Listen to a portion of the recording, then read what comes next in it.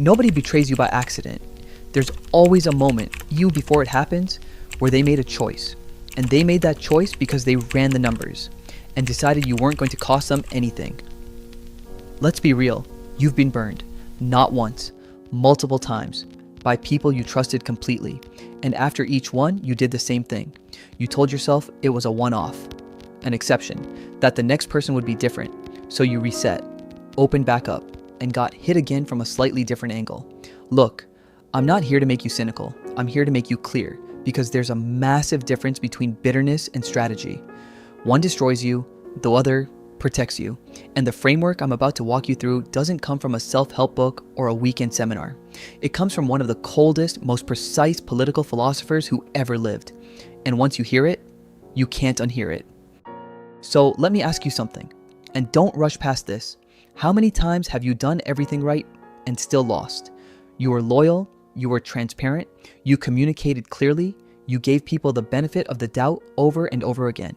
And the result was the same: used, sidestepped, or just quietly discarded the second you stopped being useful to someone else's agenda. And when it happened, what did you tell yourself? I'm too sensitive. I picked the wrong person. I need to be more careful next time. But here's what you never considered. Maybe the problem isn't who you picked. Maybe the problem is the assumption you walked in with. The assumption that loyalty is default, that people operate from a place of genuine goodwill unless proven otherwise, that the world rewards you for being a decent human being, that if you're honest enough, generous enough, patient enough, it comes back to you. That assumption is a liability. And every time you've been hurt, it wasn't bad luck. It was that assumption, being exploited quietly and efficiently by someone who didn't share it and never planned to. Now, I'm not telling you to become paranoid. Paranoia is just fear wearing a trench coat, and fear makes you slow. What I'm talking about is something colder, cleaner. It's the shift from evaluating people by what they say to mapping what they need. Because here's the truth that Hobbes understood and that most people spend their entire lives refusing to accept. Nobody does anything without a reason. Not your closest friend, not your partner, not the colleague who stayed late to help you. Everyone, and I mean everyone, is moving towards something and away from something else. Once you accept that, you stop being surprised. You stop bleeding because you're no longer operating on the assumption of selflessness. You're operating on the prediction of self-interest. You start reading the incentive structure underneath the behavior. You ask, what does this person actually gain from being close to me right now? What do they lose if this falls apart? And suddenly their behavior stops being mysterious. It becomes predictable. And a predicted move can't hurt you. Don't call that cynicism. Call it engineering. Here's a concept that sounds simple until you sit with it. The person in the room who says the least controls the most. Not because silence is always wisdom, but because information is leverage. Every reaction you show, every frustration you leak, every moment of excitement or fear that crosses your face is data. And data in the wrong hands is a weapon. The moment someone understands how to destabilize you, they own a piece of you. They know which button to press, how hard, and when. So what's the counter? You become unreadable. Not cold in a damaged way, strategic in a deliberate way. You develop the discipline to receive information without broadcasting your response to it. You learn to sit with a fact, good or bad, process it internally, and respond only when you choose to on your timeline.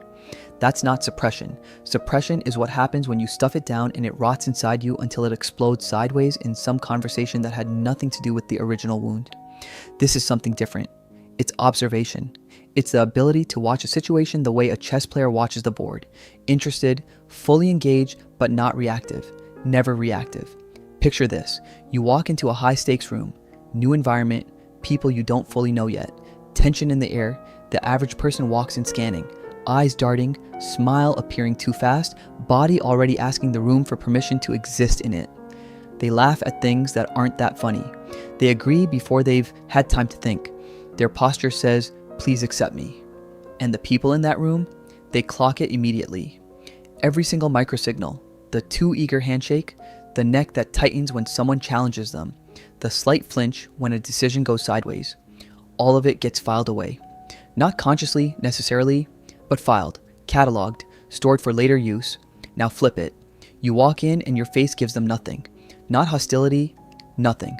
Neutral, present, genuinely observant. You don't perform comfort. You don't perform ease. You simply are. And suddenly, you become the most interesting person in the room because you're the one they can't figure out. And people don't push on what they can't figure out. They respect it, or they fear it. Either way, they leave it alone. Now, here's where most people get this wrong and end up worse off than when they started. They hear control your reactions and they go full stone wall. Dead eyes, zero warmth, monosyllabic answers. And then they wonder why people either distrust them immediately or eventually stop engaging with them altogether. That's not strategy. That's a defense mechanism cosplaying as one. And the difference is brutal in practice. Real strategic composure isn't about removing yourself from your emotions. It's about creating a gap between the stimulus and your response. It's the half-second pause before you answer. It's the ability to feel the spike of anger or the pull of excitement and choose whether to act on it rather than being dragged by it like a dog on a leash. You stay warm, you stay engaged, but your reactions become yours again, not a live feed that everyone around you can read in real time. You stop being an open book and start being a closed room with one door, and you decide who gets a key. That's the line. That's the skill, and it's trainable. Every conversation, every negotiation, every moment of pressure, it's a rep. And the reps add up. Sun Tzu didn't say be strong. He said, know your enemy and know yourself. Hobbes didn't say be ruthless. He said, see clearly. The most dangerous thing you can do in a competitive environment isn't aggression. It's clarity.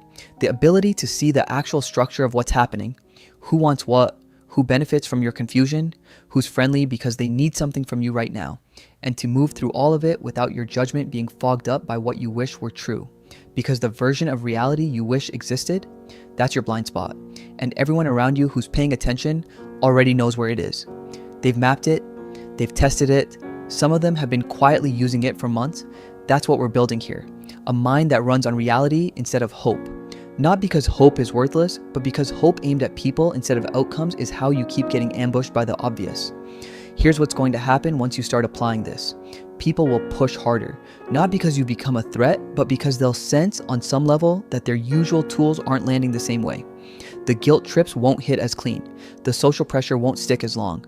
The emotional leverage they've been using, maybe for years, will start to feel like it's bouncing off something solid. And some of them will escalate. They'll call it coldness.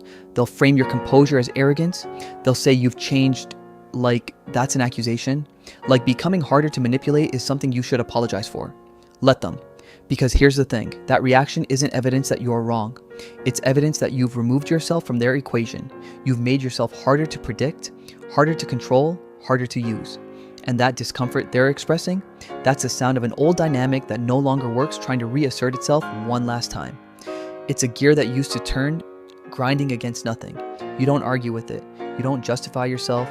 You just keep going. The moment you stop being governed by what you hope people will do and start operating from what they're likely to do, everything shifts. Your decisions get sharper. Your relationships get real. Not warmer necessarily, but real. The disappointments stop being gut punches and start being data. And over time, you don't just become harder to manipulate. You become the one doing the reading, the one who saw it coming, the one who never flinched. If that's the version of yourself you're building toward, drop one word in the comments. Just one. Leviathan. That's your signal that you understand what this actually is. Not bitterness, not armor, clarity. And if this landed, share it with someone who's still bleeding from the last betrayal they didn't see coming. They're ready for this, even if they don't know it yet.